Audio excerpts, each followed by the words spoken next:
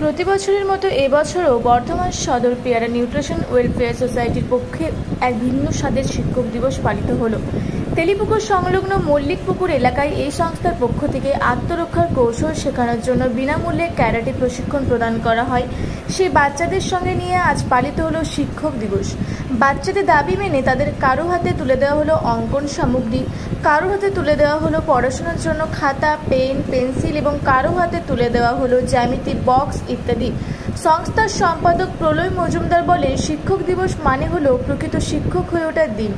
আজ সেই প্রচেষ্টায় ছাত্রছাত্রীদের দাবি মেনে তাদের হাতে তাদের প্রয়োজনীয় জিনিসপত্র তুলে দিয়ে বর্ধমান সদর পেয়ারা নিউট্রিশন ওয়েলফেয়ার সোসাইটি আদর্শ শিক্ষক হওয়ার পথে হাঁটতে চায়, এই বার্তা নিয়ে আজকের এই অনুষ্ঠানে সংস্থার পক্ষ থেকে উপস্থিত ছিলেন দ্যুতি কোনা, চৈতালি ঘোষ, সুদীপ মণ্ডল, জয়ী সাহা প্রমুখরা।